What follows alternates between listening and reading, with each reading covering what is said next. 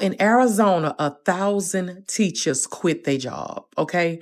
And I just saw a teacher that just returned off a break, and she made a video saying nobody returned. They barely have teachers to teach. I ultimately decided to leave because I realized I needed an easier job. No matter what I try to do, it won't go through their heads. I called a parent today and I said, just to let you know, your child has an F in my class because they come in and they don't do anything. And then they start screaming. She hung up. Buddy, why'd you struggle on this quiz? What was hard about it? What was difficult? And they look me dead in my eyes and they say, I'll be honest, I didn't read the passage. What do you mean you didn't read the passage? School districts are trying to run like companies with the numbers, and it's not the science of education. Today I walked out of my job. 300,000 teachers quit last year. I got their anonymous confessions. What they revealed will shock you. Here's the teacher confessions. It's horrifying. Your 5-year-old daughters are asking to listen to Pound Town. School starts in 1 week, and I just officially resigned. I'm walking right out the door. I won't ever be back. Give me my phone. Give me my phone. This is the first time that I quit in the middle of the school year. When do I decide to throw in the towel and leave my kids and my team? A teacher posted a video last year. She was sitting in her car in a parking lot after school. She wasn't crying or anything. She was just sitting there. She was staring, like someone who'd been through something that she didn't have the energy to describe. She said she spent 5 years getting her degree. She did her clinicals. She walked into her first classroom ready to teach. And within a year, she was done. Because something in that room felt different from anything she's ever been prepared for.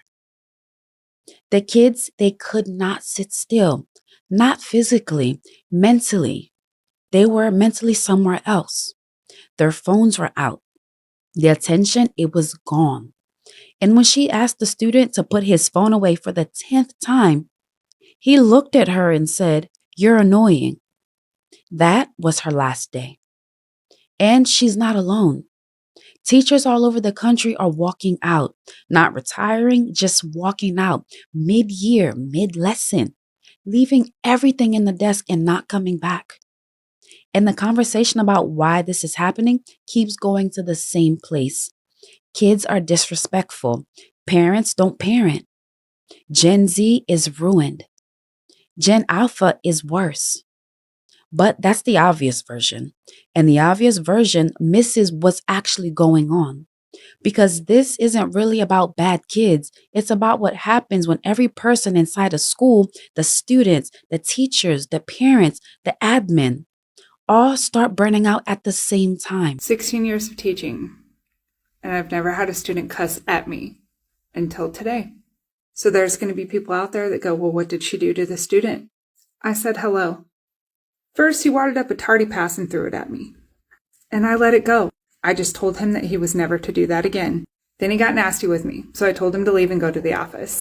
I told him I have a lot of patience, but I don't have patience for that. And then I got called a bitch. It shouldn't have bothered me, but it did. And I'm sitting on the floor in my classroom right now just trying to decompress. I resigned from teaching last week, and I never thought I would do that, but this is a perfect example of what has happened over the last couple of years. This student will probably get lunch detention and be back in my classroom on Friday. I'm leaving teaching because I built a 6-figure business promoting products online. And I go home too exhausted to play with my kid after dealing with other people's kids all day. Today, I know without a doubt that that was the right decision. Yo, I used to work with these behavior kids, right? I work with kids in gangs, everything in Jersey, right? New Jersey, right? And it's like the principal would be so unfair. The administration would be so unfair to the teachers and the staff, all right? We're putting our lives on the line. It's like police, you know what I'm saying? So it's like, yo, kids was throwing chairs at me. It's throwing desks at me, hot coffee at me. And luckily, I was able to bob and weave, you know what I'm saying, and duck. A lot of kids today are not emotionally calm enough to sit in a classroom for 6 hours. And that's not an insult. That's an observation. Think about what a school day asks of a kid. Sit down, be quiet, focus on one thing, listen to someone talk, don't touch your phone. Do that for 6 hours straight with a few breaks. 20 years ago, that was boring but manageable, right? Kids have been bored before. They knew what boredom felt like. They doodled. They passed notes. They zoned out and came back. Boredom was a normal part of the day and their brains could handle it. Now think about the same kid does for every other hour of their life. They scroll, they swipe, watching 15-second videos, getting hit with something new every few seconds, living inside of apps designed to keep their attention moving. And then they walk into a classroom where one person is talking about one thing for 45 minutes. Their brain isn't broken. It's just trained for something completely different. The phone didn't just distract kids. It rewired what their attention expects. And school was never updated to match. So now you have a room full of kids whose brains are running at one speed in a system that's still operating at another. And the teacher is standing in the middle of that gap, alone. I am a first-year high school English teacher. This is definitely going to be my first and last year teaching. I was made very quickly aware of the fact that this is not the profession for me. It is absolutely astonishing and scary how your kids are 14, 15 years old and still do not have the proper reading skills. And I'm not talking about the ESC kids, the 504s, the IEP kids. I'm talking about your everyday regular Joe Schmo from Kokomo kid who does not know how to read and write at the level that they should. And the problem is that they don't care to learn how to do those things correctly. I can't teach the class because your kid wants to be a disruption, because your kid wants to be on their phone, because your kid does not give a flying changed in some of their core ways of misbehaving, our current educational system actually empowers misbehavior. And I really did try everything. I tried to do a lot more cooperative learning where students were working in partners and in groups. And maybe the students did have a bit more fun, but that still didn't really help my ultimate aim, which was getting students to truly think critically, to be excellent readers and writers and speakers. Them talking in partners and having fun, shiny computer programs might seem on the surface to make them more engaged in their learning, but it's not completing the learning objectives that they need. Here's the part that makes the teacher's story make sense.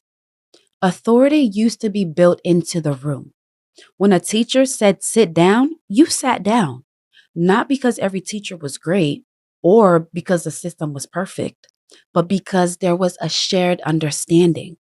The adult in this room is in charge. That was the deal.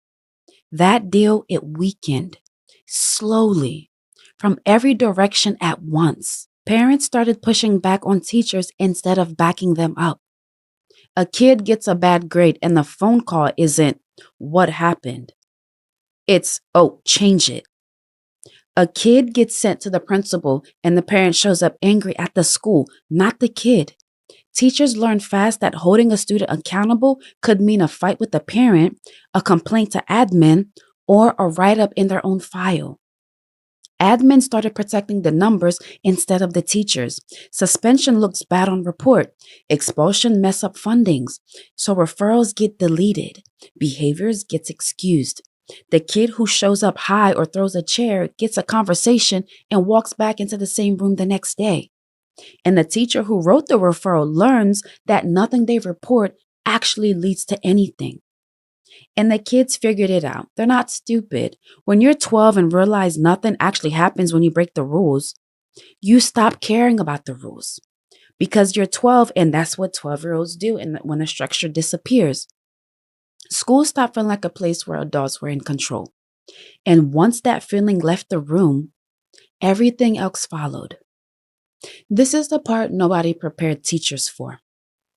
Teaching used to be you learn the subject, you learn how to explain it, you manage a classroom, you grade papers. It was hard. It was always hard. But the job was mostly about the subject. Now, teachers aren't just teaching. They're managing emotions all day, every period. The kid who can't focus because his parents are going through a divorce. The kid who had a panic attack in second period and needs someone to talk to. The kid who hasn't eaten today. The kid who's being bullied online and it followed her into the building. The kid who just watched something on his phone that no child should see and doesn't know how to process it. Teachers are now therapists, they're social workers, they're conflict mediators, and emotional first responders. On top of teaching the actual class, the classroom became the place where every problem in modern life shows up at once. And one person is supposed to hold all of that together for 30 kids for 6 hours for less money than most people make staring at a screen in a cubicle. Yeah, teachers who went to school to get a degree because they were passionate about teaching children are quitting the education system. And you know why? One, because they're not paid enough. Number one, y'all should get combat pay to deal with some of these damn kids that their parents are sending them to school.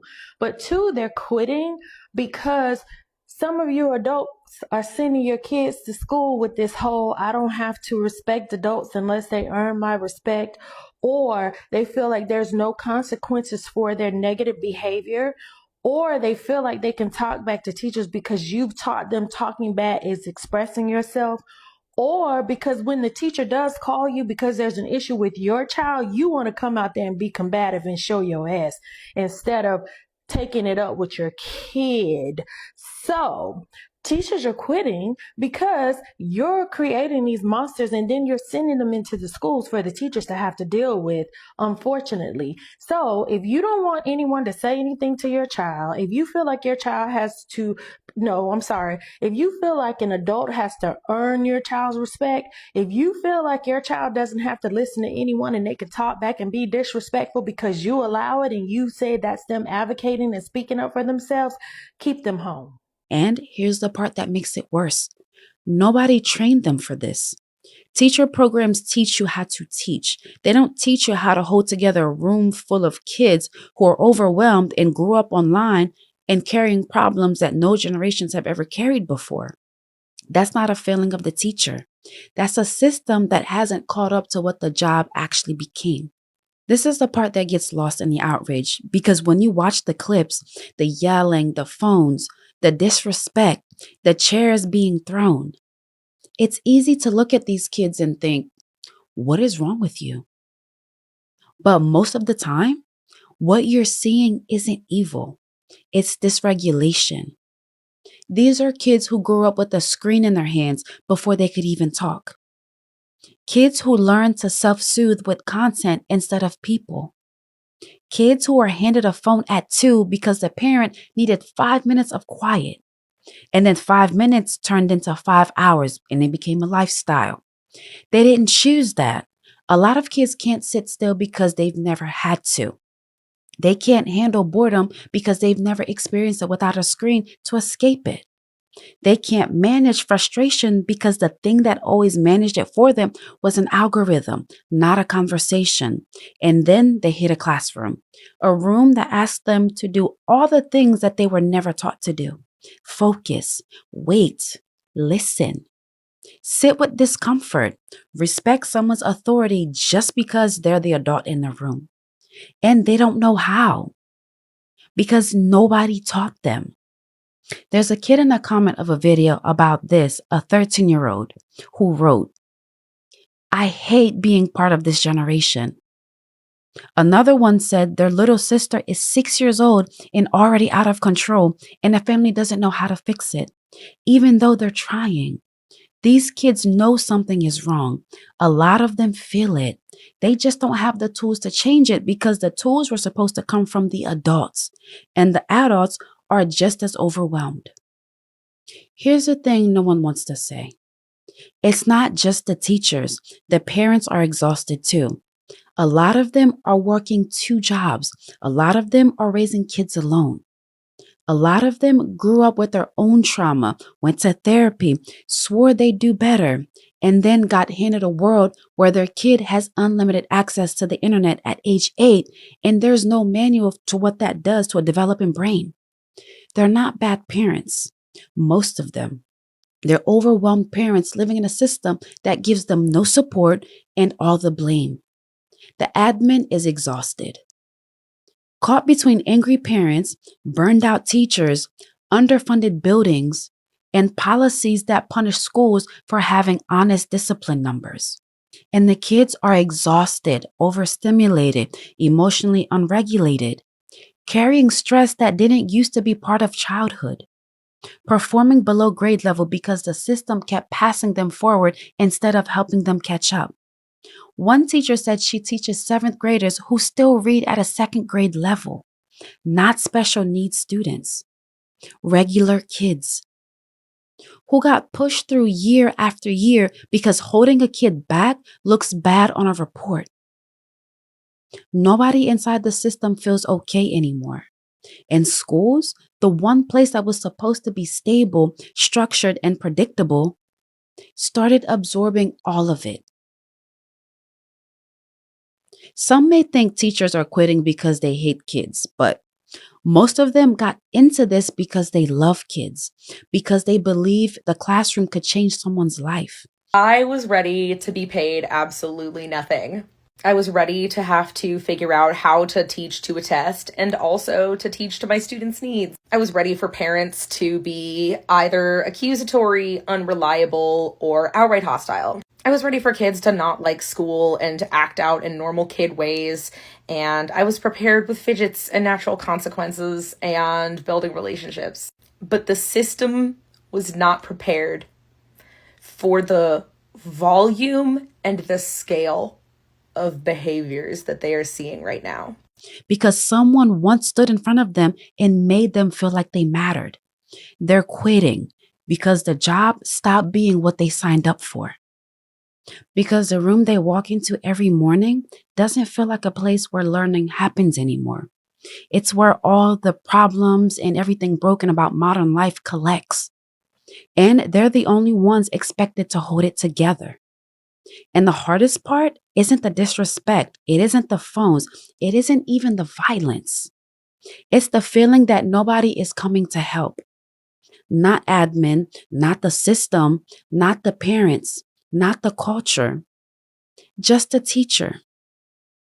Alone in a room with 30 kids who need more than one person can give. And maybe that's why so many of them are sitting in their cars after school. Not angry, not crying. They're just sitting, trying to figure out how something they used to love started feeling impossible. And maybe the answer isn't that kids got worse. Maybe it's that everything around them got harder, and school became the place where all of it finally showed up at once. Thank you for tuning in with your girl Remy. If you love what I'm putting out, like, share, and subscribe for more. And if there's a topic you would want me to touch base on, just go ahead and drop it below in the comments. It's been your girl Remy Renee here. Bye, guys.